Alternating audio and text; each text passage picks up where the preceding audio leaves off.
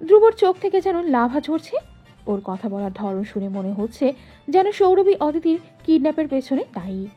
সৌরভ বাঁকা চোখে তাকালেন, ছেলের চোখে চোখ মিলিয়ে বললেন, তুমি চাইলে নিজে এই কাজগুলো এক্ষুনি করে ফেলতে পারো, এখন আমাকে কেন লাগবে? ধ্রুব এবার হেলান দিয়ে বসলো সোফায়, বলল, পারি, but now I am tired. এখন একটা ঘুম দেব, সন্ধ্যার জন্য এনার্জি দরকার। সৌরভ সেক্রেটারি রাহুলকে চোখ দিয়ে ইশারা করলেন। রাহুল দ্রুত এগিয়ে গিয়ে ছবিগুলো হাতে তুলে নিল।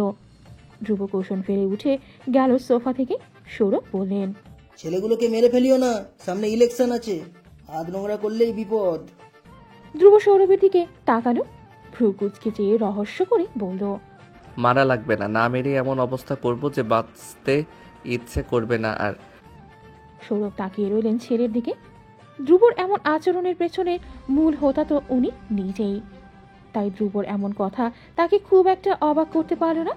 আর যেখানে বিষয়টা অদিতিকে নিয়ে ঘিরে, সেখানে এসব কিছু ভীষণ স্বাভাবিক ব্যাপার।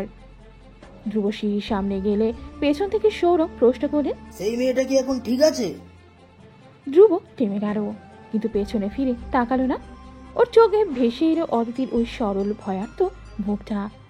ধ্রুব চোখ বুঝে জোরে শ্বাস টানল, সেভাবেই দাঁড়িয়ে থেকে ঠান্ডা গলায় জবাব দিল, এখন থেকে ঠিক থাকবে। কথাটা বলি ধ্রুব বড় বড় পা ফেলে সিঁড়ি দিয়ে উঠে গেল। সৌরভ রাহুলের দিকে তাকালেন। রাহুল স্যারের তাকানোর উদ্দেশ্য বুঝতে পেরে চশমার আগা নাকের উপরে উঠিয়ে জবাব দিলেন, আজ প্রপোজ করেছেন ধ্রুব স্যার ওই মেয়েকে? সৌরভ ছেড়ে যাওয়ার দিকে চেয়ে থেকে জবাব দিলেন, নজরে রাখো, মেয়েটা আজ তোমার নজরে থাকা অবস্থায় কিডন্যাপ হয়ে গেল কি করে? আমি তো সেটা চিন্তা করেই অস্থির। ঘোড়ার ঘাস কাটছিলে তখন তুমি? রাহুল আইপ্যাড হাতে কাঁচুমাচু গলায় জবাব দিল, আপনি বলেছিলেন ওরা দুজন একসঙ্গে থাকে নজর রাখতে। স্যার ওই দিন চলে এসেছেন, তাই আমিও। রাস্কেল! সৌরভ ধমকে উঠলেন। রাহুল কি বলবে খুঁজে পাচ্ছে না। সৌরভ টেবিল থেকে মোবাইল হাতে নিলেন। রুমে যাওয়ার আগে রাহুলের উদ্দেশ্যে কড়া গলায় বলে গেলেন, সামনে ইলেকশন, মেয়েটার উপর নজর রাখো। আর একবার যদি এই মেয়ে কিডন্যাপ হয়েছে মনে রেখো ধ্রুব, তাণ্ডব চালাবো বাড়িতে। এক রাতেই ও ওই মেয়ের জন্য আগামী বছরগুলোতে কি করবে সেটা বুঝিয়ে দিয়ে গেছে। আমি কোনো রিস্ক নেব না, বুঝেছো? জি স্যার। রাহুল দ্রুত সাই দিল। অদিতি চা কেতলি থেকে কাপে ঢালছিল। চায়ের কাপ থেকে চা উপচে পড়ছে। ওর এতে মন নেই, মন তো দিয়ে বসেছে অন্য কাউকে। বারবার ধ্রুবর বলা আই লাভ ইউ অদিতি কানে সানাইয়ের মতো বেজেই চলেছে ক্রমাগত। হাতে ওর কাজ ওঠে না, পড়াশোনা ভালো লাগে না। সারাক্ষণ চোখের সামনে বকাটি ধ্রুব এলোমেলো কুর্তি গায়ে হেঁটে বেড়ায়। তার ওই মদ্যক, ওই চোখের চাওয়া, অদিতির ব্যান্ডেজে তার আঙুলের ছোঁয়া, এসব কিছুই অদিতির রাতের ঘুম হারাম করে দিয়েছে। ধীরে ধীরে অদিতি এলোমেলো হয়ে পড়ছে, ছন্নছাড়া বাঁধনহারা মনের বিবাদেও ক্লান্ত ভীষণ। ওর অবস্থা করুণ। একদিকে ওর পরিবার, অন্যদিকে প্রেম, দুদিকের দ্বন্দ্বে অদিতি মাঝখানে পিষে যাচ্ছে। এই অদিতি, যা পড়ে যাচ্ছে তো। তানিয়া অদিতিকে ধাক্কা দিয়ে উঠল। ভাবনার মধ্যেও চমকে উঠল অদিতি। দ্রুত হাত থেকে কেটলি রেখে দিল। পুরো চায়ে ভেসে যাচ্ছে টেবিল। অদিতি দ্রুত কাপড়ে নিয়ে জায়গা পরিষ্কার করে ফেলল। তানিয়া এসব দেখছিল, বলল, তোর ইদানিং কি হয়েছে? এমন খুইয়ে খুইয়ে টাইপ হয়ে গেছিস কেন? অদিতি হাসার চেষ্টা করে চায়ের কাপ হাতে নিল। বিছানার দিকে এগিয়ে যেতে যেতে বলল, কই তেমন কিছুই না। তানিয়া ওর বেডে বসেই অদিতিকে দেখে যাচ্ছে। চা খেতে খেতেও মেয়েটা অন্যমনস্ক। তানিয়া হঠাৎ ঠোঁট টেনে হেসে বলল, তুই প্রেমে পড়েছিস নাকি রে? ধ্রুব ভাই জানে? অদিতি চমকে উঠেই দ্রুততার সাথে জবাব দিল, না না না, আমি অমন মেয়ে নই। তানিয়া ভ্রু বাঁকালো, বলল, অমন মেয়ে মানে? প্রেম করা পাপ নাকি? অদিতি ঠান্ডা গলায় জবাব দিল, আমি যে জায়গা থেকে এসেছি সেই জায়গায় প্রেম শুধু পাপ নয়, বরং মহাপাপ। তুমি আমাদের বাড়িতে গেলে বুঝবে। তানিয়া অবাক হয়ে তাকালো অদিতির দিকে। এই যুগে এসেও এমন গ্রাম হয় নাকি? অদ্ভুত ব্যাপার। পরপর ওর হঠাৎ ধ্রুবর কথা মনে পড়ে গা ছেড়ে বেড়ে হেলান দিল ফোন হাতে। এক প্রকার অদিতির কথা উড়িয়ে দিয়ে বলল, তোর ধ্রুব ভাই আছে, তোর আবার কিসের চিন্তা? নিশ্চিন্তে থাক। তানিয়া ফোন দেখছে। অদিতি তানিয়ার দিকে চেয়ে বিড়বিড় করল, তাকে নিয়েই সবচেয়ে বড় সমস্যা আমার, তুমি যদি জানতে। তানিয়া ফোন দেখছিল। হঠাৎ এক প্রকার চেঁচিয়ে উঠে বসল। অদিতির দিকে ফোনটা বাড়িয়ে দিয়ে দেখালো। আয় অদিতি, দেখ দেখ। অদিতি ফোনের দিকে ঝুঁকে লেখাগুলো পড়ছে। এমপি কামরুলের দলের 4 জন ছেলে নিখোঁজ, খুঁজে পাওয়া যাচ্ছে না 2 দিন ধরে। ক্যাপশনের নিচে ছেলেগুলোর ছবি দেওয়া। ছবির ছেলেগুলোকে দেখে অদিতি চমকে ওঠে। এরা তো ওকে সেদিন কিডন্যাপ করে নিয়ে গিয়েছিল। তানিয়া চোখ মুখ উজ্জ্বল করে স্বস্তির শ্বাস ফেলে বলল, দারুণ হয়েছে, এগুলো নির্ঘাত ধ্রুব ভাইয়ের কাজ। তোকে নিয়ে এক রাতেই যা করেছে, এরপর ওনারা রিস্ক নেওয়ার কথা না। তানিয়ার হেসে হেসে কথাগুলো বললেও অদিতির বুক কাঁপতে লাগলো। ও জিজ্ঞেস করলো, ওরা কি বেঁচে থাকবে নাকি? তানিয়া গাছাড়া ভাবে বেড়ে শুয়ে পড়ল। জবাব দিল, মনে তো হচ্ছে না। ভাইকে যেভাবে নাচিয়েছে, এতক্ষণে মনে হচ্ছে টপকে গেছে। অদিতির গা হিম হয়ে এলো। ওর জন্যে কিছু ছেলেকে ধ্রুব খুন করেছে, আইন হাতে তুলে নিয়েছে। ধ্রুবর বাবা মন্ত্রী, চাইলে ওদের সর্বোচ্চ শাস্তি দেওয়া সম্ভব ওদের মতো মানুষদের কাছে। কিন্তু ধ্রুব নিজে অদিতির হয়রান লাগতে শুরু করলো। ও যা যা দেখেছে এসব কিছু ওর হজম হচ্ছে না। ও দ্রুত টেবিল থেকে পানির গ্লাস তুলে নিল। গলা শুকিয়ে যাচ্ছে। এমন পরিস্থিতিতে অদিতির কি করা উচিত? এ কোন পাগল প্রেমিকের খপ্পরে পড়ল ও? তারপর কেটে যাচ্ছে কটা দিন। অদিতি এখন বেশ সুস্থ, নিয়মিত ভার্সিটিতে আসা যাওয়া করছে। তবে ধ্রুবকে এড়িয়ে চলছে নিয়মিত। অদিতি চায় না সেদিনের ঘটনার পর ধ্রুবর মুখোমুখি হতে। ধ্রুবর কাছে হয়তো কাউকে খুন করা তার কোনো বড় ব্যাপার নয়, তবে অদিতির কাছে এটা মারাত্মক ভয়ের একটা ব্যাপার। ও চায় না ওর জন্য ধ্রুব নতুনভাবে কোনো পাগলামি বা অপরাধে জড়িয়ে পড়ুক, আর সে দায়ী নিক অদিতি। তাই ও প্রতিবার ধ্রুবর আড্ডার জায়গা এড়িয়ে অন্য রাস্তা দিয়ে ভার্সিটি থেকে বেরিয়েছে। ধ্রুব সেদিন ওকে পুরো ভার্সিটি খুঁজেছে, লোক পাঠিয়েছে ডিপার্টমেন্টে, অদিতিকে পাওয়া যায়নি। অদিতির হঠাৎ করেই শুরু করা এমন আচরণে হতভম্ব ধ্রুব। ও তাই খুঁজে বের করেছে অদিতির হোস্টেলে ফেরার রাস্তা। আজ এখানেই বাইক নিয়ে দাঁড়িয়ে আছি ধ্রুব, জামিন। উদ্দেশ্য অদিতি হায়াতকে জন্মের শিক্ষা দেওয়া, জানিয়ে দেওয়া তার এসব উদ্ভট কাজগুলো ধ্রুবকে যেন আর না দেখায়। অদিতি আজও ওই অন্য রাস্তা দিয়ে হাঁটছিল। হঠাৎ হাঁটতে হাঁটতে ওর চোখ গেল ওই রাস্তার মোড়ে ধ্রুব দাঁড়িয়ে আছে। ওর চোখ দুটো অন্যরকম ভীষণ, যেন এক্ষুনি খেয়ে ফেলবে অদিতিকে। ধ্রুবকে দেখেই সঙ্গে সঙ্গে অদিতির পা থেমে গেল। ধ্রুব বাইক থেকে নেমে দাঁড়িয়েছে। ওর রাগী চোখগুলো ধীরে ধীরে শান্ত হয়ে আসছে। মনে হচ্ছে কত কোটি বছর হয়ে গেছে ও দেখে না অদিতিকে।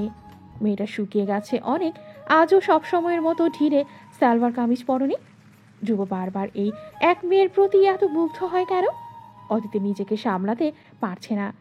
পা বলছে উল্টো দৌড়ে চলে যেতে, অথচ হৃদয় বলছে ধ্রুব কি আগে থেকে আরো সুদর্শন হয়েছে? এই ময়লা টি শার্ট, এলোমেলো চুল কি আগেও অত ভালো লাগতো? দুটি তৃষ্ণার্থ চোখ একে অপরের দিকে চেয়ে রয়েছে। কেটে যায় কয়েক পল, দুজনের খবর নেই। ডুবে আছে ওরা একজন আরেকজনের মাঝে। ধ্রুব ধীরে ধীরে এগিয়ে আসছে। অদিতির বুকটা আবারও থেমেছে, খানিক থেমেই শুরু করেছে লাফানো। ধ্রুব ধীর পায়ে এগিয়ে সেই অদিতির সামনে দাঁড়ানো। ওর চোখ গেল অদিতির কপালের ব্যান্ডেজে। ধ্রুব ছুঁতে চাইলে হাত উঠিয়ে, কিন্তু অদৃশ্য অনধিকার বোধ ওকে আটকে দিল। ধ্রুব হাতটা আবারও নামিয়ে ফেলল।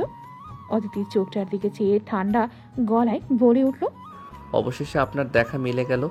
আমার তো উচিত এবার সিন্নি করানো, রাইট? ধ্রুব টিটকারি করে বলল। অদিতি চোখ নামিয়ে নিল।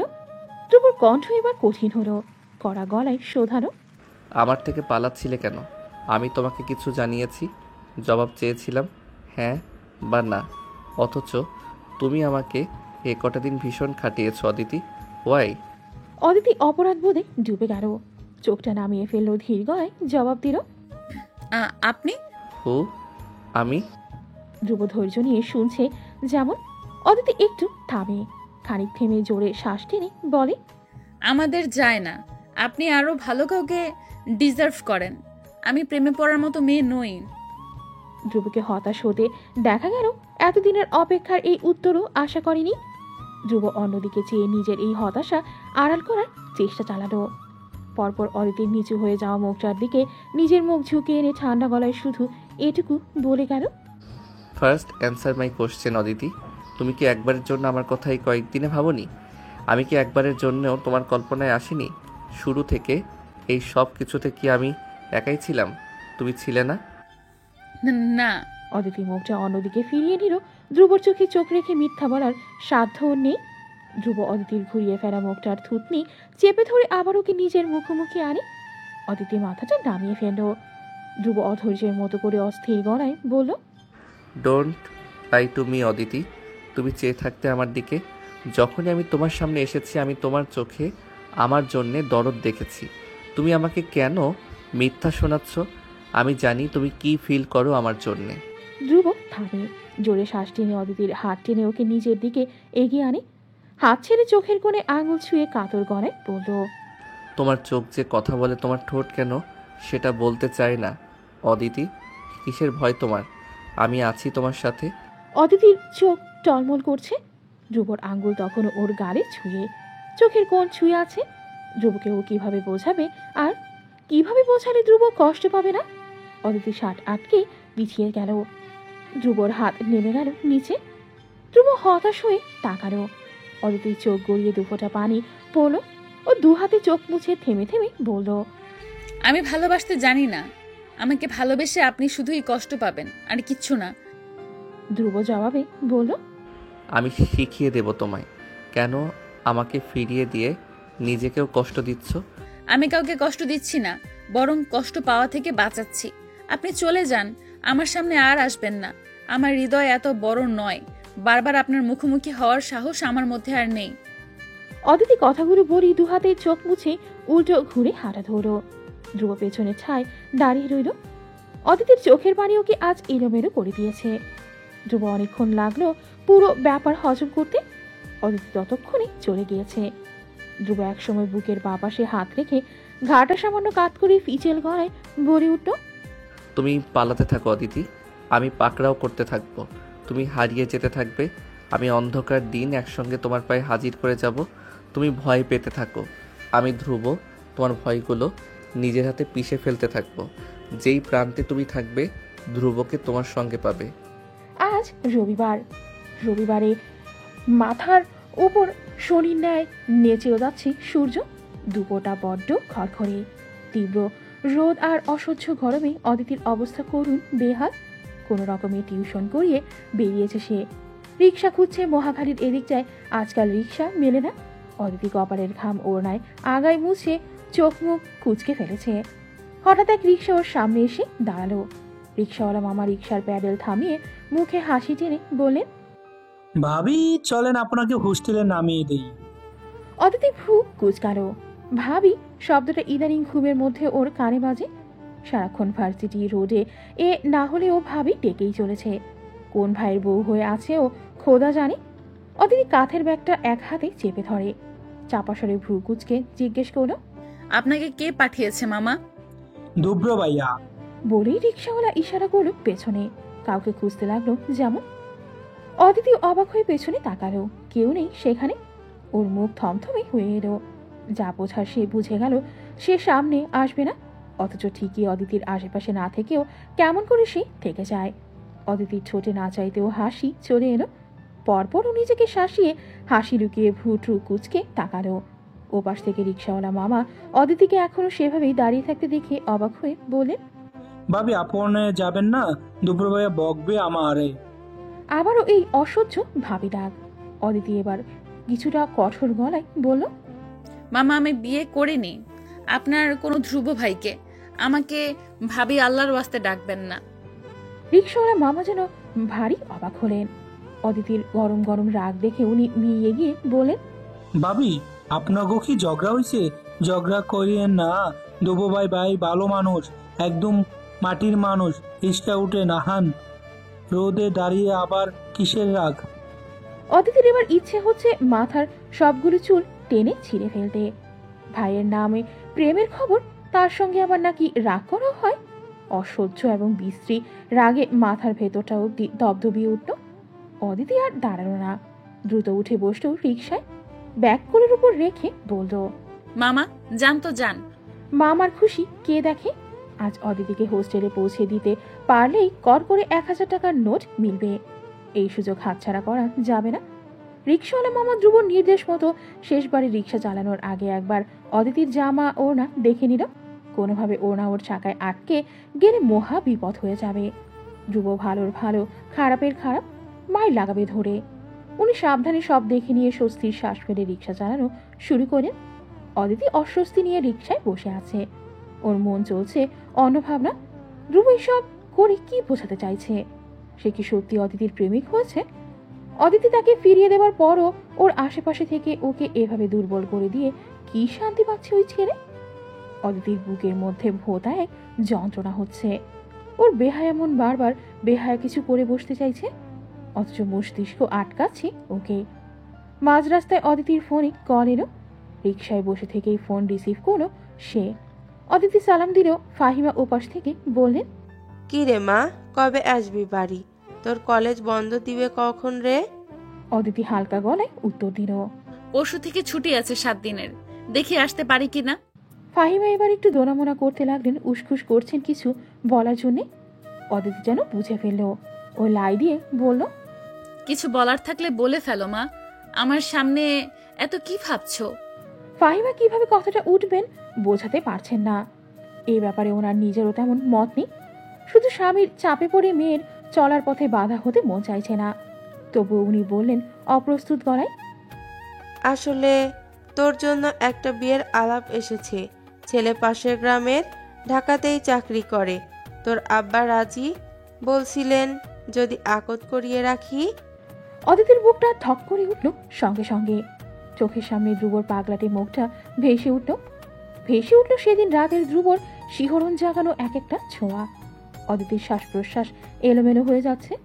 ও চোখ বন্ধ করে জোরে শ্বাস টেনে নিজেকে স্বাভাবিক করার চেষ্টা করল। তারপর থেমে থেমে বলল, মা, এক্ষুনি এসব কেন? আমি তো এখনো পড়াশোনা করছি। ফাহিমা মেয়ের কথার উত্তরে কি বলবেন খুঁজে পেলেন না। একই কথা উনি নিজেই স্বামীকে বলেছেন, তোফাজ্জল এক ধমকে চুপ করিয়ে দিয়েছে।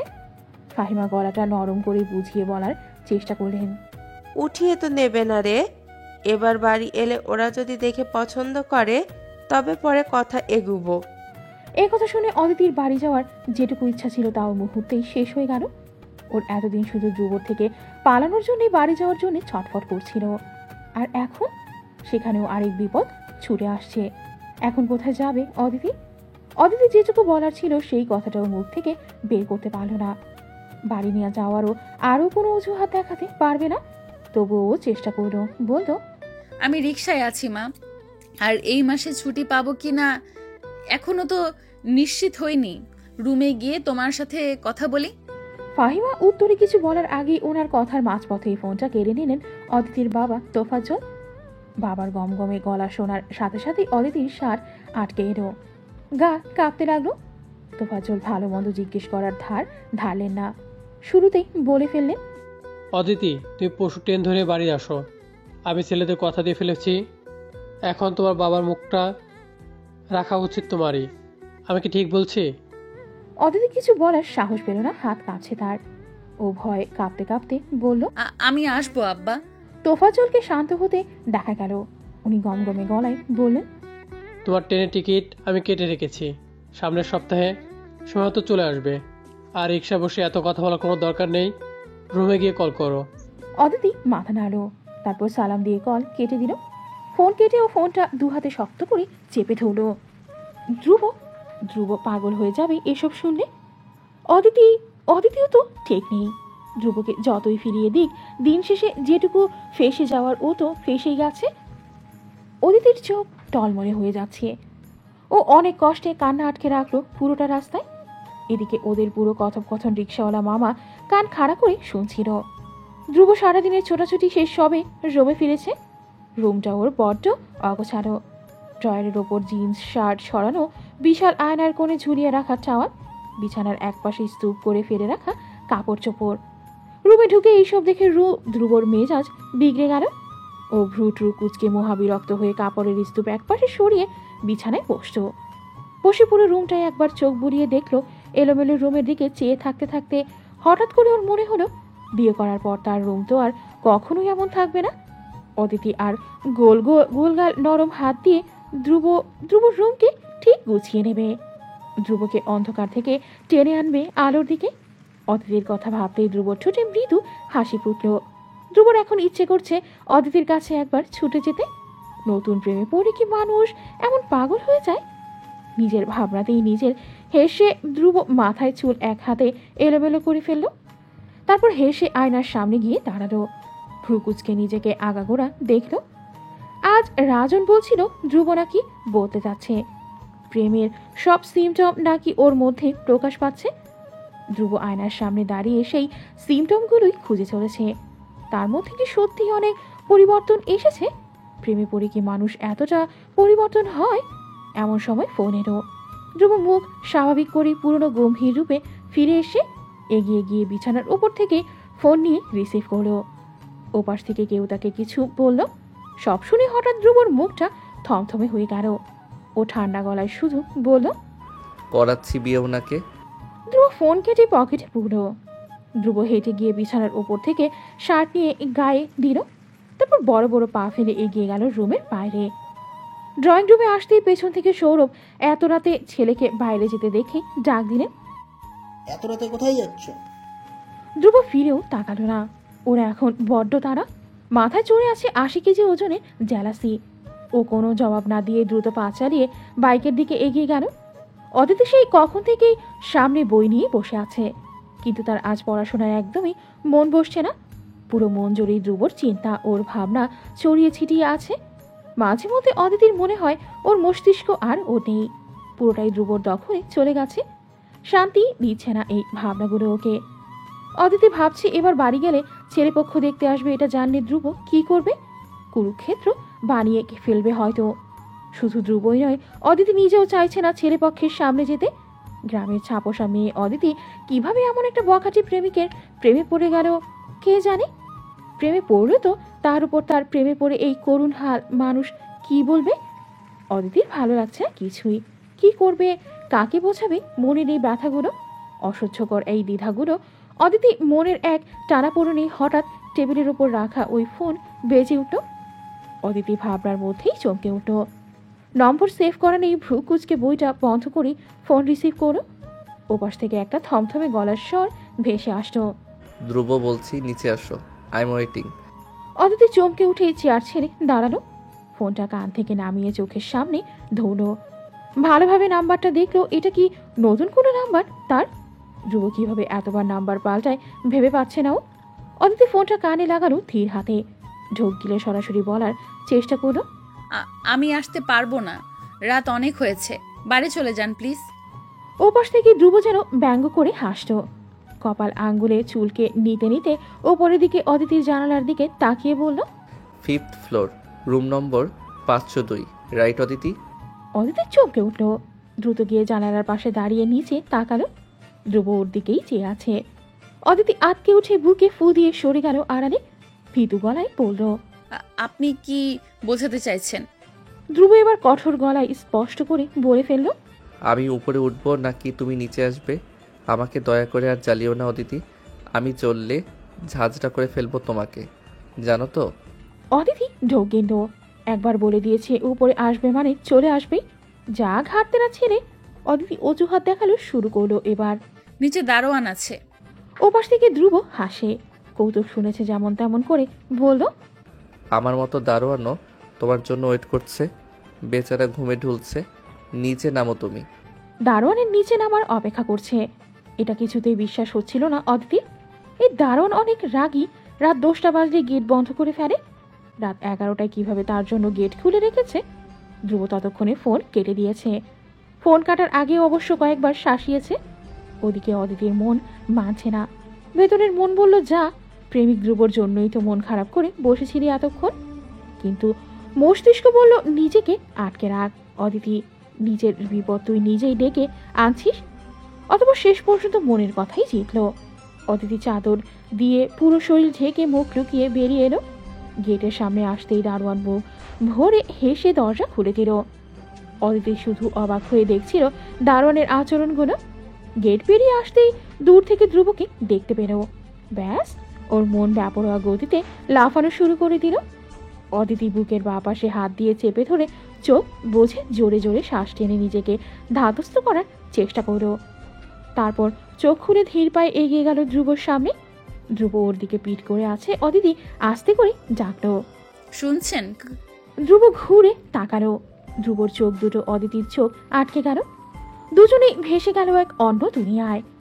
অদিতি মাথা ঢেকে রাখা চাদরে, ধ্রুবর মাথায় ক্যাপ। অন্ধকারে দুজন দুজনের চোখে কি এমন দেখলো কে জানে। দুজনের মধ্যে একে অন্যের জন্য যেটুকু রাগ ঈর্ষা ছিল সব দূর দূর করে পালিয়ে গেল। বাকি যেটুকু থাকলো সেটুকু শুধুই ভালোবাসা। একজনের প্রকাশিত প্রেম, অন্যজনের অপ্রকাশিত। অদিতি নিজের চোখ বড্ড কষ্টে সরালো। অন্য পাশে রেখে চেয়ে হৃদয়ের যন্ত্রণা চেপে ধীমে গলায় জিজ্ঞেস করলো, কেন ডেকেছেন? ধ্রুবর ধ্যান ফিরল। ও চোখ সরিয়ে অন্যদিকে চেয়ে নিজেকে স্বাভাবিক করার চেষ্টা চালালো। তারপর আবার তাকালো অদিতির দিকে। ধীরে ধীরে ওর চোখে সেই ৮০ কেজি ওজনের জ্যালাসি ফুটে উঠল। ধ্রুব ঠান্ডা গলায় বলল, ছেলেটা কি করে? ওই শালা কি আমার চেয়ে অনেক বেশি তোমায় ভালোবেসে ফেলেছে? অদিতি শুরুতে বুঝতে পারল না ধ্রুব কি বোঝাতে চাইছে। ও অবাক চোখে ধ্রুবর দিকে কিছুক্ষণ চেয়ে রইল। জিজ্ঞেস করল, কোন ছেলের কথা বলছেন? ধ্রুব এবার আর নিজেকে আর দমিয়ে রাখতে পারল না। অদিতির হাত টেনে ধীরে ধীরে নিজের সঙ্গে মিশিয়ে নিল। অদিতির বাহু দু হাতে দুদিকে চেপে ধরে চোখে চোখ মিলিয়ে চেঁচিয়ে বলে গেল শুধু নিজের ঈর্ষার কথা। কোনো ছেলে পক্ষের সামনে তুমি একদম বসবে না অদিতি, কসম তোমার। যদি বসো তুমি জানবেও না আমি ওই ছেলেকে কি করে ফেলবো। আমি ধীরে ধীরে নিজের রাগ কন্ট্রোল করছি, জাস্ট বিকজ অফ ইউ। আমাকে আমার পুরনো রাগ ফিরিয়ে আনতে বাধ্য করিও না অদিতি, প্লিজ। ধ্রুব রাগের পারদ লাফিয়ে লাফিয়ে উঠছিল। ও অদিতির সামনে নিজের রাগের সত্তা প্রকাশ করতে চায়নি, কিন্তু ও নিজেকে আটকেও রাখতে পারেনি। অদিতি বড় বড় চোখে ধ্রুবর রাগ আর ঈর্ষা দেখছিল। ধ্রুবরের অস্থিরতা দেখে অদিতির ভেতর নড়ে উঠল যেমন। ও ভয়ার্ত মুখে ধ্রুবকে দেখছিল। অদিতির ভয়ার্ত মুখ দেখে আচমকা ধ্রুব ওর হুঁশ ফিরল। কি করছিল ও এতক্ষণ? ধ্রুব ওর চোখের দিকে চেয়ে আচমকা ওকে ছেড়ে দিল। এলোমেলো দৃষ্টি ফেলে নার্ভাস গলায় নিচু স্বরে বলল, সরি। তারপর ও পেছন ঘুরে দাঁড়িয়ে গেল। কোমরে হাত রেখে জোরে জোরে শ্বাস ফেলতে লাগলো। ধ্রুব চোখ বুঝে নিজের রাগটুকু সামলাচ্ছিল, আর অদিতি শুধু অবাক চোখে ওকে দেখে যাচ্ছিল। ধ্রুব এই প্রথমবার ওর উপরে এমন রাগ দেখালো। এসব কি শুধুমাত্রই অদিতি ছেলে পক্ষ দেখতে আসবে সেজন্যই? অদিতি হঠাৎ কি যেন হলো। ও নিজের অজান্তে হাত বাড়িয়ে ধ্রুবর বাহু স্পর্শ করলো। ধ্রুব অবাক হয়ে ফিরে তাকালো। ওর হাতের দিকে একবার তাকিয়ে অদিতির চোখের দিকে তাকালো। অদিতি ধ্রুবকে শান্ত করার ভঙ্গিতে বলল, একটু শান্ত হন প্লিজ, আমি রাজি নই এই বিয়েতে। আমি পুরো ব্যাপারটা বুঝিয়ে বলছি। ধ্রুব স্থির দৃষ্টিতে চেয়ে রইল। ওর চোখ দুটো অদিতির চোখে আটকে গেছে।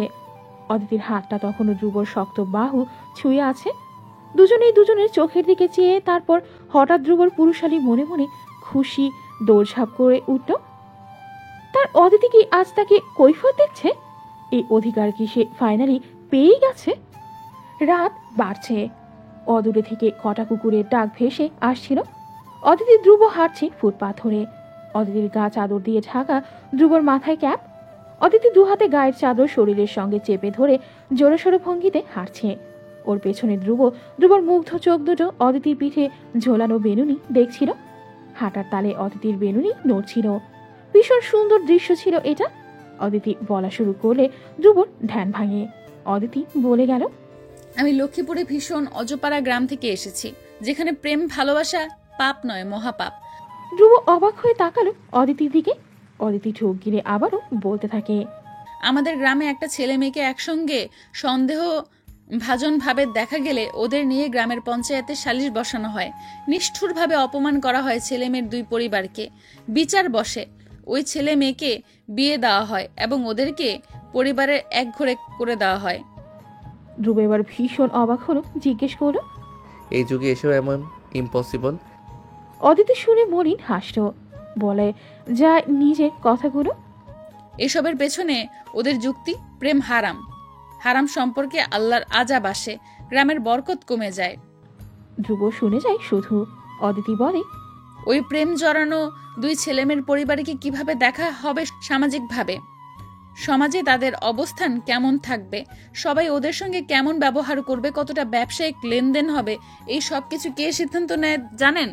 ধ্রুব প্রশ্নবোধক চোখে তাকালো। অদিতি জোরে একটা শ্বাস টেনে আকাশের দিকে চেয়ে উত্তর দিল, আমার বাবা তোফাজ্জল হায়াত। ধ্রুব ভ্রু কুচকে ফেললো তাৎক্ষণিক। অদিতি আকাশের থেকে চোখ সরিয়ে আবার রাস্তার দিকে তাকালো। হেঁটে যেতে থাকে, বলতে থাকে, ছোটবেলা থেকে আমাকে আমার ছোট ভাই বোনকে ভীষণ রক্ষণশীলভাবে বড় করা হয়েছে। আব্বার অনেক ভয়, উনি প্রেমের এতটা বিরোধী, ওনার মেয়ে প্রেমে জড়ালে ওনার মুখ থাকবে না, গ্রামের লোক ছিছি করবে। ধ্রুব ঠান্ডা গলায় প্রশ্ন করলো, অ্যান্ড ফর দ্যাট তুমি আমাকে এতদিন ধরে ফিরিয়ে দিচ্ছ, রাইট? অদিতি ধ্রুবর দিকে তাকালো একবার, পরপর চোখ সরিয়ে নিয়ে দীর্ঘশ্বাস ফেলে বলল, আমাদের পরিবার মূলত আব্বার উপর সম্পূর্ণ নির্ভরশীল। ছোটবেলা থেকে মায়ের কোনো সিদ্ধান্ত আমাদের পরিবারে খাটেনি, আব্বা যা বলতেন সেটাই ফাইনাল কথা ছিল। ধ্রুবর হঠাৎ মনে পড়ে গেল নিজের মায়ের কথা। ও হাঁটতে হাঁটতে কল্পনা করে যায় ওর মা জীবিত থাকা পর্যন্ত ওদের পরিবার মোটেও এমন ছিল না। সুখের সংসার ছিল ওদের। মায়ের প্রতি ধ্রুবর বাবা ভীষণ যত্নবান ছিলেন, সব সিদ্ধান্তে স্ত্রীর মতো চাইতেন। ধ্রুবর চোখে ভাসে সেদিনের সুন্দর স্মৃতিগুলো। ওদের পরিবারও তো কত সুন্দর ছিল, আদরে ছিল। তারপর একটা রাত এলো, সেই রাত ধ্রুবর থেকে সবকিছু কেড়ে নিল সমুদে। ওর শখের পরিবার।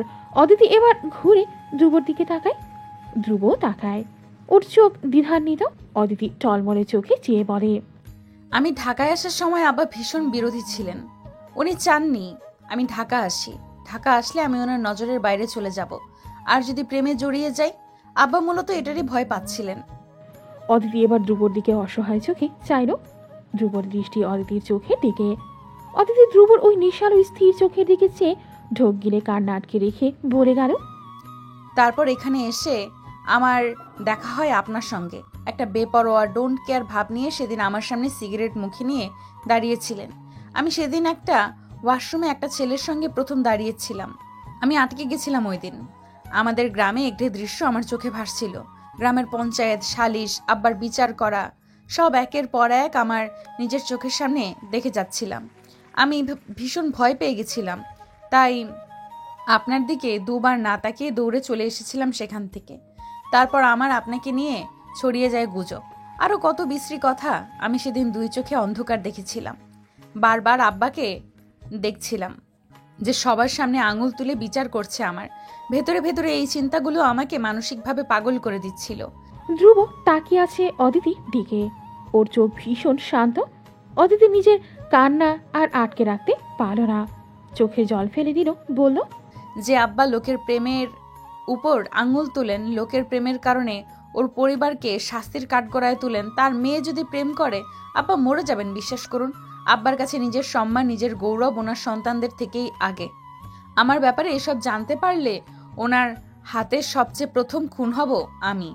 নিজের সম্মান রাখতে, মানুষের সামনে নিজেকে মহান প্রকাশ করতে উনি সবার সামনে আমার বলিদান দেবেন এবং লোককে বলবেন তোফাজ্জল হায়াত নিজের মেয়ের বেলাতেও কোনো কম্প্রোমাইজ করেননি। নজির তৈরি করেছেন গ্রামে। আমার মন, আমার প্রেম, আমার মৃত্যু ওনার কাছে নস্যি, বিশ্বাস করুন। অদিতি কেঁদে যাচ্ছে। ধ্রুব ওর দিকে চেয়ে থাকে। অদিতির দুই চোখে পানি ভেসে যাচ্ছে। ও মাথা নিচু করে কেঁদেই যাচ্ছে ক্রমশ। ধ্রুব শুধু দেখে যাচ্ছে।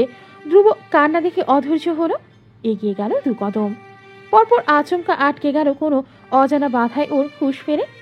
অদিতিকে ওর ছোঁয়ার কি কোনো অধিকার আছে? অদিতিকে আদৌ কখনো দিবে ধ্রুবকে সেই অধিকার?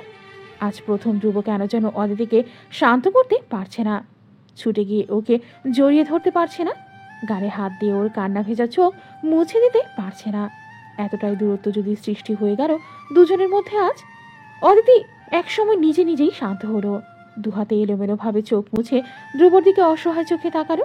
ধ্রুবর স্থির শান্ত দুই চোখের দিকে চেয়ে ভারী শ্বাস ফেলতে ফেলতে বলল, আপনি আমার জীবনে হয়তো ভালো কোনো অধ্যায় ছিলেন, কিন্তু আমি অধম, সেই ভালোটুকুও গ্রহণ করতে পারছি না। আপনি আরো ভালো কাউকে ডিজার্ভ করেন। আমাদের মধ্যে কিছু হবার নেই, হলেও শেষ অবধি আমি আব্বার মুখের ওপর আপনার নাম বলতে পারবো না। আর প্রেম করে ছেড়ে দেওয়া আপনাকে আমার সেই সাহস নেই। আমি আপনাকে সত্যিই ভালো। অদিতি হুট করে থেমে গেল। কি বলতে যাচ্ছিল ও? এসব ধ্রুবকে বলে কি বোঝাতে চাচ্ছে? অদিতির মুখটা ছোট হয়ে গেল। ও মাথাটা নামিয়ে ফেলল। ধ্রুব ভ্রু কুচকে চেয়েছিল তখন ওর দিকে। অদিতি পুরো কথা না বললেও ধ্রুব বুঝে গেছে কি বলতে চেয়েছিল ও। ধ্রুবর এলোমেলো হৃদয় এতক্ষণে যেন শান্ত হলো। ওই মেয়ে ধ্রুবকে কিছু না বলেও অনেক কিছু বুঝিয়ে ফেলেছে আজ। ধ্রুব মৃদু হাসল, ধীর পায়ে এগিয়ে গেল অদিতির দিকে। অদিতি অনুভব করছে ধ্রুব এগোচ্ছে। ধ্রুবর গায়ের পারফিউম, হাঁটার সঙ্গে জুতার শব্দ সব অদিতির বুকের কাঁপন বাড়িয়ে দিচ্ছে শুধু। ধ্রুব কিছুটা দূরত্ব রেখে অদিতির নিচু হওয়া মুখের দিকে ধীরে ধীরে ঝুঁকে এলো। অদিতি নামিয়ে রাখা চোখের দিকে চেয়ে ফিচেল গলায় বলল, তাকাও আমার দিকে। অদিতি ঢোকিল। কান্না আটকে রেখে ধীরে ধীরে চোখ খুলে তাকালো ধ্রুবর ওই নেশালো আত্মবিশ্বাসী চোখের দিকে। দুজনের চোখে চোখ মিলে গেল। ধ্রুব ওই মায়াবী কান্না ভেজা মুখের দিকে চেয়ে নিজস্ব ভঙ্গিতে ঠান্ডা গলায় বলে গেল, তুমি আমাকে নিজের থেকে কখনোই ছাড়াতে পারবে না অদিতি। তোমার বাবা নিজের হাতে আমার কাছে তোমাকে তুলে দিবেন, ট্রাস্ট মি। সেদিন নিজেকে আর আটকে রেখো না। আজকের অর্ধেক বলা কথাটা পুরোপুরি বলে দিও। আরেকটু ঝুঁকে এসে ধ্রুব এবার ওর কানের কাছে ফিসফিস করে বলল, I will be waiting for that day Aditi, desperately. Aditi ওর চোখ খিচে নিল। ধ্রুব এভাবে ফিসফিস করে বলছে, ওর বুক কাঁপছে। মনটা হরমোনের জ্বালাতনে চূড়ান্ত বেহায়াপনা হয়ে যাচ্ছে। ইচ্ছা করছে নিজেকে এতটা কঠোরভাবে না আটকে রাখতে, ছুটে গিয়ে ঝাঁপিয়ে পড়তে এই প্রেমিক ধ্রুবর বুকে। ধ্রুব ধীরে সরে গেল। অদিতির দিকে চেয়ে বলল, হোস্টেলে নামিয়ে দেই তোমায়, চলো। ধ্রুব অদিতিকে যখন হোস্টেলে নামিয়ে দিল, যাওয়ার আগে অদিতি ওর পাশে দাঁড়িয়ে অনেকক্ষণ উসখুস করতে লাগলো। ধ্রুব ওকে সেভাবে দাঁড়িয়ে থাকতে দেখে ভ্রু কুচকালো, বলল, কিছু বলবে? অদিতি থামলো, উসখুস গলায় বলতে চাইল, আমি বাড়ি যাচ্ছি সামনের সপ্তাহে, হয়তোবা আমার আকদ। রুমে যাও অদিতি, গো। অদিতিকে ধ্রুব ওর কথা শেষ করতে না দিয়ে গম্ভীর স্বরে বলে উঠল। অদিতি অবাক হয়ে তাকালো। বিয়ের কথা শোনার পর থেকে ওর বুক ফেটে যাচ্ছে। আর ধ্রুব এতটাই শান্ত হয়ে আছে, ও স্থির দৃষ্টিতে ধ্রুবর দিকে চেয়ে রইল। ধ্রুব এখনো হয়তো অদিতির পরিস্থিতি বুঝতে পারছে না। ও জানতেই পারছে না ওদের দেখা হওয়াটা, একসাথে পথ চলা এটুকুই ছিল। ও যদি ধ্রুবকে না দেখে, আর অদিতির আজ শুধু ইচ্ছে করছে শেষবারের মতো ধ্রুবর কপালে ছোট ছুঁয়ে দিতে। বারবার মন বলছে ওর, আর যদি না দেখে এই মানুষকে। অদিতির অন্য জায়গায় বিয়ে হলে ও কি পারবে আদৌ সংসার করতে, যেখানে ও তনু মন রুহ দিয়ে বসে আছে আরেকজনকে। ধ্রুব বাইকে হেলমেট রেখে দাঁড়িয়েছিল। অদিতি চেয়ে থাকলো ওর দিকে। ধ্রুব এবার ভ্রু কুচকে তাকালো। অদিতি তখনই দ্রুত চোখ সরিয়ে ফেলল। ধ্রুব অদিতির এলোমেলো চোখের দিকে চেয়ে আছে। অদিতির কষ্টে জর্জরিত মনটা ধ্রুব বুঝে নিল মুহূর্তেই। এবার নিজের গলার স্বর অনেকটাই নরম করে বলল, বাড়ি যাও অদিতি, কিন্তু এটা ভেবো না যে ধ্রুব তোমাকে ছেড়ে দিবে। তুমি যতই আমাকে ফিরিয়ে দাও, আমি জানি তুমি ফিল করো আমার জন্যে। তোমার মুখের কথা সত্য ভেবে বসে থাকার মতো আমি ধ্রুব ঘাস খাই না। অদিতি অবাক হয়ে তাকালো। ধ্রুবর চোখ বিশ্বাসী, আজ অদিতিকে ও জয় করেই ছাড়বি। অদিতির খরার মতো বুকটায় কেন যেন পানির ঢল নামলো। আজ এতবার কেন ইচ্ছে করলো ধ্রুবর আরো একটু কাছে যেতে, জড়িয়ে ধরতে, অথচ এই অধিকার তো নেই অদিতির। বুকটা ভারী হয়ে এলো ওর। অদিতি ধীর পায়ে হোস্টেলের গেটে ঢুকে গেল। অদিতি গেলেই ধ্রুব তখন কাউকে কল লাগালো। ওপাশে কল রিসিভ হলে ধ্রুব বলল, লক্ষ্মীপুরের একটা বাসের টিকিট কেটে রাখো সামনের সপ্তাহে। অদিতি বাড়ি যাচ্ছে। বাসের জানালার পাশে হেলান দিয়ে চুপচাপ বসে আছে। ওর স্থির দৃষ্টি জানালার বাইরে তাক করা। বুকে আজ বড্ড আকুতি। ফোনের মধ্যেই ছেলের একটা ছবি পাঠানো হয়েছে। অদিতি এখনো সেই ছবি দেখেনি, দেখার ইচ্ছেও হয়নি। মনে হচ্ছে জীবনে প্রেমে পড়ে যাওয়ার মতো ভুল কেন করে ফেললো। ধ্রুব ওর জীবনে না আসলে কি এমন ক্ষতি হয়ে যেত। অদিতির কান্না আসছে এখন।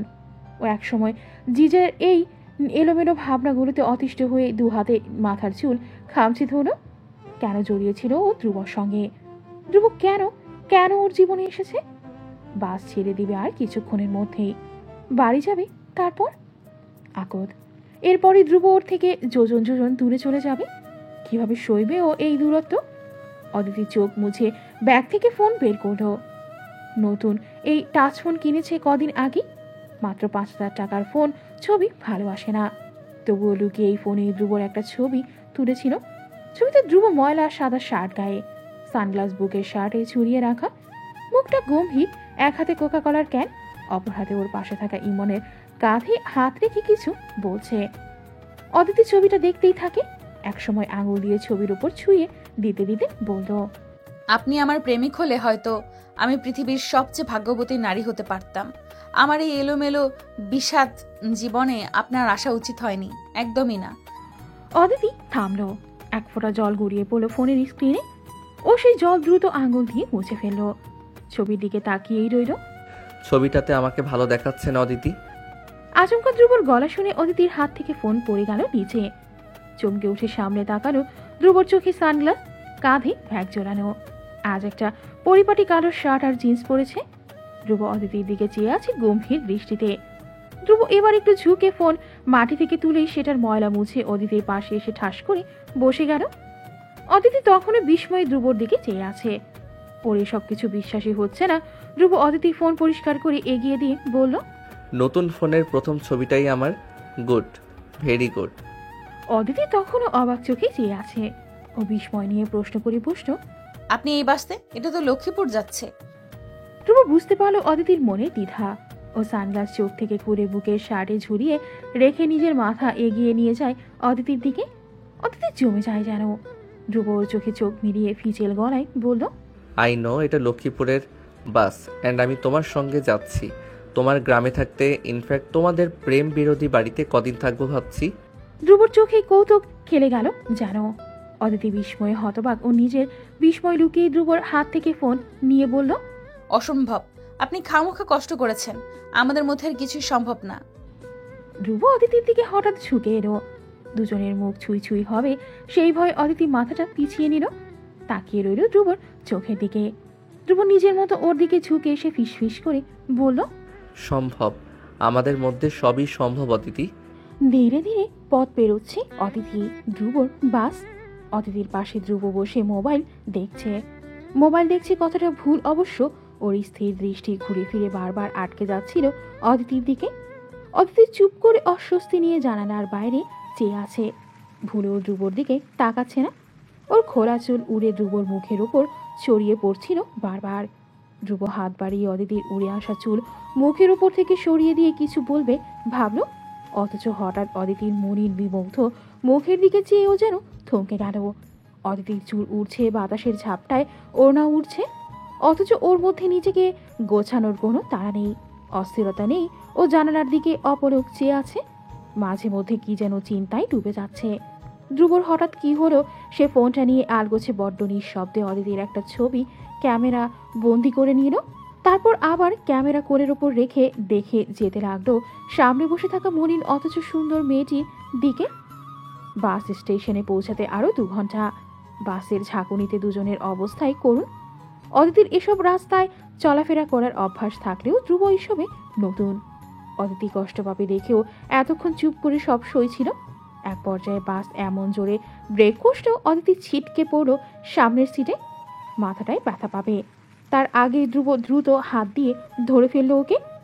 অদিতি নিজেকে ঠিক করে উঠে ভালোভাবে বসল। ধ্রুব ওর মাথা থেকে হাত সরিয়ে বলল, ঠিক আছো? অদিতি নিচু গলায় জবাব দিল, হুম। ধ্রুবর পিঠ ব্যথা করছিল। ও সিটে হেলান দিতেই সিটে পেছনের দিকে ঝুঁকে গেল। সঙ্গে সঙ্গে পেছনের লোকটা খেকে উঠল। ওই মিয়া, সিট ঠিক করেন আপনার। আচমকা চেঁচিয়ে ওঠায় ধ্রুব ভারী বিরক্ত হয়ে পেছনের দিকে উকি দিল। একটা মাঝ বয়সী লোক বসে আছে, নিজের সিট পেছনের অনেকটাই হেলিয়ে রেখেছে, অথচ ধ্রুবর বেলায় চেঁচালো। ধ্রুবর দিকে এমনভাবে চেয়ে আছে যেন ধ্রুবকে এখানেই মাইল লাগাবে। ধ্রুব ওই চাহনি দেখে একটা রাগান্বিত দৃষ্টি ছুঁল। হাতের শার্টের হাতা ফোল্ড করতে করতে লোকটাকে দেখে দাঁত খিচিয়ে বলল, কি বলছিলেন আপনি যেন? ধ্রুবর হাতের ম্যাসাল আর ওর চোখের রাগ দেখে হয়তোবা লোকটা ভয় পেয়েছে। অমনি মিনমিন করে অন্যদিকে চেয়ে বিড়বিড় করল, মাইয়া নিয়ে বাস ওঠে মাস্তানি দেখাইতেছে। ধ্রুবর কানে কথাটা গেল, ওর রাগ এবার চিরিক দিয়ে মাথায় উঠে গেল। ও উঠে দাঁড়াতে চাইল। মাইয়া মানে কি বোঝাতে? লোকটা আচমকা ধ্রুবর এমন রূপে এবার ভয় পেয়ে সিটিয়ে গেল এক প্রকার। ধ্রুব তেড়ে উঠতে চাইলে ওর হাত দ্রুততার সঙ্গে চেপে ধরে অদিতি। ধ্রুব ওর হাতের দিকে একবার তাকিয়ে আবার অদিতির দিকে চায়। অদিতি চোখের ইশারায় ওকে থামতে বলছে। ধ্রুব ওই করুণ দৃষ্টি দেখে চোখ বুঝে জোরে শ্বাস ছেড়ে আবার জায়গায় বসে গেল। অদিতি ধ্রুবর হাত ছেড়ে দিল। ওর মুখটা নিচু করে আস্তে করে বলল, আমাদের গ্রামের লোক একটু অন্যরকম। ওরা এভাবে বলে, এটা নিয়ে মারামারি করে লাভ নেই। ধ্রুব রাগে কাঁপছিল। অদিতির সম্পর্কে বাজে বলাটা ও একদমই নিতে পারেনি। নিজেকে সামলাতে ব্যর্থ হয়ে ধ্রুব অদিতির দিকে একটু ফিরে শাসিয়ে বলল, লোকটার বাড়ি তুমি আমায় চেনাবে, পরে দেখবো এটারে। অদিতির ঘুম পাচ্ছিল। ও বাসের সিটে মাথা হেলিয়ে ঘুমানোর চেষ্টা করলো, এক পর্যায়ে ঘুমিয়েও গেল। ধ্রুব দেখে সেসব অদিতির মাথা বারবার সিট থেকে হেলে পড়ে যাচ্ছিল। ধ্রুবর কি হচ্ছে আজ কে জানে, বারবার অদিতির দিকে চেয়ে থাকছে, ছুতে ইচ্ছে করছে, মেয়েটার এলোমেলো চুল গুছিয়ে দিতে ইচ্ছে করছে। অদিতি আজ প্রথমবার এতটা পাশে আছে বলেই কি আজ ওর চাওয়াগুলো ব্যাপরোয়া হচ্ছে।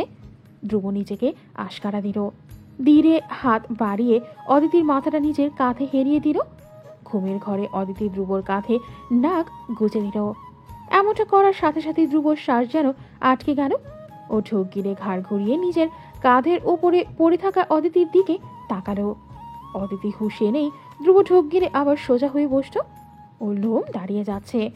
তারপর যখন অদিতি ঘুমের ঘোরে ওর বাহু জড়িয়ে ধরল, ধ্রুবর বুকের ধুকপুকানি যেন আবার লাগাম ছাড়ল। কোনো মেয়ে আজ অবধি ওর এতটা কাছে কোনোদিনও আসেনি। ধ্রুবর কাছে এই ছোঁয়া নতুন। ধ্রুব এবার ঢোক গিলে ওর কেমন একটা লাগছে। ও ধীরে ধীরে মাথাটা ঘুরিয়ে অদিতির ঘুমন্ত মুখটার দিকে তাকালো। অদিতি যেন আজ বড্ড নিশ্চিন্ত, ভীষণ আরাম করে ঘুমোচ্ছে। ধ্রুব মুগ্ধ হয়ে দেখে গেল পুরোটা খুন। তারপর আলগোছে অদিতির মাথা সেভাবেই রেখে দিল নিজের কাঁধে পুরোটা রাস্তা। বাস লক্ষ্মীপুর পৌঁছেছে। ধ্রুব ঘুমিয়ে পড়েছিল অদিতির মাথায় নিজের মাথা হেরিয়ে। বাসের মধ্যে শোরগোল শুনে ওর ঘুম ভেঙে গেল। চোখ মুখ কুচকে দেখলো আশপাশটা। অদিতি ওর কাঁধে তখনও মাথা রেখে ঘুমোচ্ছে। ধ্রুব সোজা হলো, ওকে ডাকলো, অদিতি গেট আপ, আমরা পৌঁছে গেছি। অদিতি একটা পুরুষ কণ্ঠের আওয়াজ রাখ শুনে নিভু নিভু চোখে তাকালো। ওর মুখ প্রায় ছুঁই ছুঁই ধ্রুবর মুখের সঙ্গে। ঘুমের রেশ কেটে পুরো ব্যাপারটা মাথায় আসতেই ছিটকে সরে গেল। দ্রুত ওনা ঠিক করে অপ্রস্তুত গলায় বলতে চাইলো, আমি কখন আপনার। ধ্রুব কি উত্তর দিবে? ও অদিতিকে টেনে এনেছে নিজের কাঁধে, বললে উল্টোপাল্টা ভাবতে পারে। ধ্রুব কিছুটা দোনমনা করে বলল, তুমি ঘুমের ঘরে এসেছিলে, আমি আনিনি। অদিতি শুনল, উকি দিয়ে আশপাশটা দেখলো। সবাই ব্যাগ নিয়ে নেমে যাচ্ছে। ধ্রুব নিজের ব্যাগ গুছিয়ে শার্ট টেনে টুনে উঠে দাঁড়িয়েছে এতক্ষণে। ব্যাগটা কাঁধে ঝুলিয়ে মাথায় ক্যাপ পরে নিল। তারপর অদিতির দিকে ধ্রুব হাত বাড়িয়ে দিয়ে বলল, দাও। অদিতি কিছুটা অস্বস্তি নিয়ে তাকালো। ধ্রুবকে ওকে হাত ধরার জন্য বলছে। অদিতি অস্বস্তি নিয়ে আশেপাশে তাকালো। এই পাশে অনেকেই হয়তো ওকে চিনতে পারে। অদিতি এবার কিছুটা অপ্রস্তুত হয়ে বলল, এসব কি করছেন? আমি হাত ধরতে পারবো না। Give me your bag. অদিতির কথা শেষ হওয়ার আগে ধ্রুব বিরক্ত হয়ে বলল। অদিতি এবার ভীষণ লজ্জায় পড়ে গেল। ও এসব কি ভাবছিল, অথচ ধ্রুবর মনে সেসব কিছুই ছিল না। অদিতি ওর ব্যাগ নিজের হাতে নিয়ে উঠে দাঁড়ালো, বলল, আমি নিতে পারবো, আপনি আগে আগে যান প্লিজ, কেউ দেখে ফেললে কেলেঙ্কারি হয়ে যাবে। ধ্রুব অদিতির কথা শুনে আশেপাশে তাকালো। মানুষজনের ভিড় দেখেও দীর্ঘশ্বাস ফেলে বলল, চলো। বলে অদিতির বিপদের কথা ভেবে মেনে নিয়ে সামনে এগিয়ে গেল। অদিতি ধ্রুবর দিকে দূরত্ব রেখে বাস থেকে নামলো। ধ্রুব বাস থেকে নেমে হাত মুচড়ে স্ট্রেচিং করছিল। অদিতি সেটা দেখে নিচু গলায় বলল, রাস্তাটা ভালো না এদিকে, অনেকবার চেয়ারম্যানকে বলা হয়েছিল, লাভ হয়নি। ওর কথা শুনে ধ্রুব স্ট্রেচিং থামিয়ে সঙ্গে সঙ্গে সোজা হয়ে দাঁড়িয়ে গেল, বলল, don't worry, I am fine. Aditi বলছে ধ্রুব কখনোই ওর অসুবিধা প্রকাশ করবে না অদিতির সামনে। ওরা দাঁড়িয়ে থাকে। ধ্রুব একটু পর বলল, তোমাকে নিতে কেউ আসেনি? অদিতি খুঁজছে আশেপাশে কাউকে, বলল, আব্বা আসবেন। ধ্রুব নিজেও তাকালো আশেপাশে। অদিতির বাবা দেখতে কেমন সেটা ওরও জানা দরকার। লোকটার কিসের এত অহংকার, গৌরবের বাহাদুরি জানা লাগবে। হঠাৎ অদূরে নিজের বাবাকে দেখতে পেয়ে আটকে গেল অদিতি। ভয়ে ধ্রুবকে ধাক্কা দিয়ে নিজে থেকে কয়েক ইঞ্চি দূরে সরিয়ে দিয়ে বলল, সরে দাঁড়ান, আব্বা আসছেন। ধ্রুব আচমকা ধাক্কায় কয়েক পা পিছিয়ে অবাক চোখে অদিতির দিকে তাকালো। অদিতির চোখ মুখ ভয়ে আতঙ্ক। একবার বাবাকে দেখছে তো আরেকবার ধ্রুবর দিকে তাকাচ্ছে। পাঞ্জাবি গায়ে তোফাজ্জল মেয়ের দিকে এগিয়ে গেলেন। ধ্রুব তোফাজ্জলের সঙ্গে অদিতিকে দেখে বুঝতে পারল এই সেই বিখ্যাত প্রেমের বিচারক। ও ভ্রু কুচকে চাইল। আগাগোড়া লক্ষ্য করতে থাকলো তোফাজ্জলকে। দেখেই মনে হচ্ছে ভীষণ রাগী এক মানুষ। ধ্রুব কিছুটা দূর থেকেই দেখছিল বাপ মেয়েকে। তোফাজ্জল মেয়ের ব্যাগ নিজের হাতে নিয়ে বললেন, পথে অসুবিধা হয়েছে? অদিতি আর চোখে ধ্রুবর দিকে চেয়ে সঙ্গে সঙ্গে চোখ ঘুরিয়ে তোফাজ্জলের দিকে চেয়ে জবাব দিল, না। তোফাজ্জল মেয়ের ব্যাগ নিয়ে নিলেন কাঁধে, গমগমের স্বরে বললেন, বাড়ি চলো। অদিতি বাবার পেছনে পেছনে এগিয়ে যাচ্ছে সামনে। স্টেশন ছাড়ার আগে একবার পেছনে ঘুরে মলিন চোখে ধ্রুবকে দেখল। ধ্রুব ভ্রু কুচকে ওর দিকে চেয়েছিল। দুজনের চোখে চোখ মিলল। একজনের চোখে ছিল প্রেমের ব্যর্থতা, তো অন্যজনের চোখে চাপার রাগ। অদিতি মলিন চোখে চেয়ে আবার বাবার দিকে ফিরে হেঁটে গেল। অদিতি যেতেই ধ্রুব ক্যাপ খুলে ফেলল। ওর মাথায় চড়ে ঘেবে কিছু একটা। তোফাজ্জল অদিতির বাবা না হলে এতক্ষণে। ধ্রুব নিজের রাগ কন্ট্রোল করলো। ও পরিকল্পনা মাফিক এগোচ্ছে। স্টেশন ছেড়েও হাতে ক্যামেরা নিয়ে ছবি তুলতে তুলতে চলে গেছে সোজা অদিতির বাড়ির সামনে। ছোটখাটো একটা ইটের তৈরি বাড়ি, বাড়ির সামনে ছোট একটা উঠোন। উঠোনে হরেক রকম শাকসবজি লাগানো হয়েছে। উঠোনের একপাশে একটা ছোট্ট পুকুর। ধ্রুব বাড়ির বাইরে থেকেই সেসবের ছবি তুললো একটা। তখন তোফাজ্জল উঠোনে বসে পেপার পড়ছিলেন। একটা অচেনা ছেলেকে ওনার বাড়ির সামনে ঘুরঘুর করতে দেখে তিনি ভ্রু কুচকে উঠে দাঁড়ালেন। বাড়ির ভেতর থেকে ডাকতেন, এই ছেলে, এদিকে আসো। ধ্রুব ক্যামেরা বন্ধ করে এগিয়ে গেল। তোফাজ্জলের সামনে দাঁড়াতেই তিনি ধ্রুবকে আগাগোড়া ভালোভাবে দেখে নিলেন। যুবক ছেলে, চোখে সানগ্লাস, পিঠে ঝোলানো বাদামি রঙের ব্যাগ। দেখে তো শহুরের ছেলে মনে হচ্ছে। তোফাজ্জল বললেন, কোথা থেকে আসছো তুমি? গ্রামে নতুন লাগছে। ধ্রুব সানগ্লাস খুলে শার্টে ঝুলিয়ে শান্ত স্বরে জবাব দিল, বরিশাল থেকে এসেছি এই গ্রামে প্রজেক্টের কাজে। প্রজেক্ট? গ্রামে কিসের প্রজেক্ট? তোফাজ্জল নিজের স্বভাবতই সন্দেহ করলেন। ধ্রুবর কাছে মিথ্যা তৈরি করাই ছিল। ও নিজের ক্যামেরা দেখিয়ে বলল, আমি ফটোগ্রাফি করি। এই গ্রামে আমাকে আমার কোম্পানি থেকে পাঠিয়েছে শ্যুটের জন্য। তোফাজ্জল ভ্রু বাঁকিয়ে হাত এগিয়ে বললেন, দেখি তোমার ক্যামেরা দাও তো, কি ছবি তুলেছো দেখি। ধ্রুব এবার কিছুটা থমকালো। ক্যামেরার প্রথম ছবিটাতেই অদিতি বাসে তুলেছিল। ধ্রুব তোফাজ্জলের দিকে ভ্রু কুচকে তাকালো, বোঝার চেষ্টা করে ওনার মনের মতিগতি। বোঝা গেল তোফাজ্জল ক্যামেরা নিয়েই ছাড়বেন। অন্য কেউ হলে হয়তো বা ধ্রুব সোজা মুখের উপর মানা করে দিত, কিন্তু এখানে তোফাজ্জল দাঁড়িয়ে আছেন। ওনার সঙ্গে ধ্রুবর প্রতিটা কথা, আচরণ সবকিছুর ওপর নির্ভর করছে ধ্রুবর সঙ্গে অদিতির সম্পর্ক। ধ্রুব চুপচাপ ক্যামেরা এগিয়ে দিল। তোফাজ্জল মাত্র দুটো ছবি দেখলেন, বাকি আর খাটালেন না। ক্যামেরা ফিরিয়ে দিলেন। ধ্রুব যেন হাফ ছেড়ে বাসত। তোফাজ্জল বললেন, গ্রামে কার বাড়িতে থাকবে? ধ্রুবর কাছে জবাব তৈরি ছিল। এখনো ডিসাইড করিনি, কাজ সবে শুরু হয়েছে। এখানে কোনো হোটেল পাওয়া যাবে? ওদের কথা বলার ফাঁকে অদিতি চুলে গামছা পেঁচিয়ে উঠানে এসেছে কাপড় মেলে দিতে। ধ্রুবকে ওর বাবার সঙ্গে কথা বলতে দেখে অদিতি সেখানেই থমকে গেল। ধ্রুবরও তখন চোখ গেল অদিতির দিকে। ভেজা মুখ, গামছা পেঁচানো চুল, ওই মুখের উপর লেপটে থাকা ভিজে বেবি হেয়ারগুলো, আর হাতে বালতি। অদিতিকে লাগছিল পাক্কা গৃহিণী, শুধু শাড়িটাই মিসিং। ধ্রুব মুগ্ধ হয়ে দেখে যেতে লাগলো ওই গোলগাল মুখের সৌন্দর্যটুকু। তোফাজ্জল ধ্রুবর দিকে চেয়ে বললেন, গ্রামে হোটেল খুঁজতে এসেছো? জীবনে গ্রাম দেখোনি? ধ্রুব তাৎক্ষণিক ধ্যান ভেঙে গেল। ও দ্রুত চোখ সরিয়ে ফেলল অদিতির থেকে। গলাকে এসে তাকালো তোফাজ্জলের দিকে। অদিতি দ্রুত কাপড়ের বালতি উঠোনে রেখেই দৌড়ে আবার ভেতরে চলে গেল। অথচ ভেতরে গেলেও পর্দার ফাঁক গলিয়ে দেখতে লাগলো ধ্রুবকে।